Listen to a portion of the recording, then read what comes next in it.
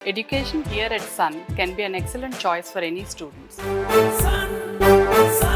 నేరం చేసిన ప్రతి ఒక్కరూ ఊచలు లెక్క పెట్టాల్సిందే.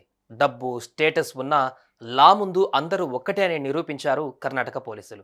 సాధారణ ఆటో డ్రైవర్ హత్య కేసును ఈజీగా తీసుకోలేదు. నిందితులు ఎంత పెద్దవారైనా పట్టుకొని తీరుతామన్నారు. అలా కర్ణాటక ఛాలెంజింగ్ స్టార్ తన అభిమానిని చంపిన కేసులో ఆయన స్టేటస్ పనికిరాలేదు. జైలులో ఊచలు లెక్క పెడుతున్నాడు. ఇక ఎవరి కోసమైతే హత్య చేశాడో ఆ పవిత్ర గౌడను కూడా జైల్లోకి పంపారు. ప్రస్తుతం జైల్లో ఉన్న పవిత్ర గౌడ జైలు సిబ్బందితో గొడవలు పెట్టుకుంటుంది. తన గొంతెమ్మ కోరికలు తీర్చాలని డిమాండ్ చేస్తోంది. ఇంతకీ అవేంటంటే,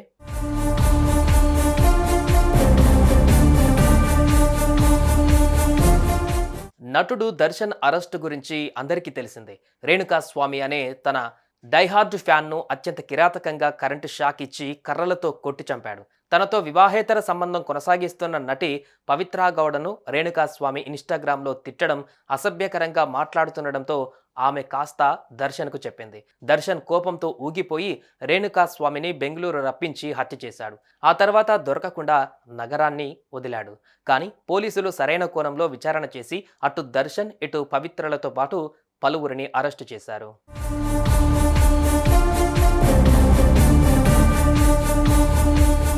ప్రస్తుతం వీరు బెంగళూరు పరప్పన అగ్రహార జైల్లో ఉన్నారు.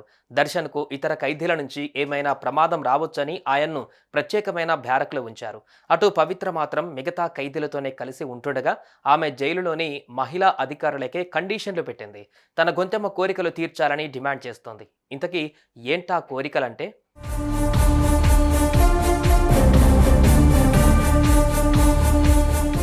ప్రతి ఖైదీకి జైలులో ఓ దుప్పటి ఇస్తారు. అయితే పవిత్ర మాత్రం తనకు ఆ దుప్పటి వద్దని, ఇంటి నుంచి తన పర్సనల్ దుప్పటి తెప్పించాలని డిమాండ్ చేస్తోంది. అలా కుదరదని జైలు అధికారులు చెప్పినా ఆమె నానా హంగామా చేసింది. జైలు భోజనం తిననని, తనకు ఇంటి నుంచి కావాలని లేదా స్పెషల్ ఫుడ్ కావాలని చెప్పిందట. అంతేకాదు అది కావాలి ఇది కావాలంటూ అక్కడ ఉన్న మహిళా సిబ్బందిని ఇబ్బంది పెడుతుందట.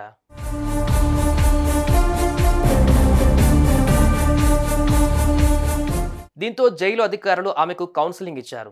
ఆమె ఇంట్లో కాదు జైల్లో ఉన్నట్లు గుర్తు చేశారు. ఇది మీ ఇల్లు కాదు, ఏది పడితే అది తెచ్చివ్వడానికి. మిగతా ఖైదీల మాదిరిగానే మీరు కూడా నేరం చేసి జైలుకు వచ్చారు కాబట్టి సైలెంట్గా ఉండటం నేర్చుకోండి అని గట్టిగా చెప్పారట. దీంట్లో దుప్పట్లు, ఆహారం ఏదైనా జైలులోనిదే తీసుకోవాలని, బయట నుంచి తెచ్చి ఇవ్వడం కుదరదని తెగేసి చెప్పారట.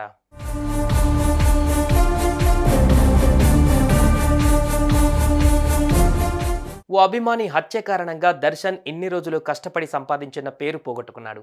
ఆయన్ను నమ్మిన వారు జైలు పాలయ్యారు. ఇప్పుడు జైలులో భోజనం చేస్తూ కాలం గడుపుతున్నాడు. ఈ కేసు నుంచి దర్శన్కు ఉపశమనం ఎప్పుడు దక్కాలి? ఆయన బయటకు ఎప్పుడు రావాలి? ఇదో పెద్ద ప్రశ్నగా మారింది. సుమన్ టీవీలో మీ పర్సనల్ అండ్ బిజినెస్ ప్రమోషన్స్ కోసం కింది నెంబర్కి కాంటాక్ట్ చేయండి.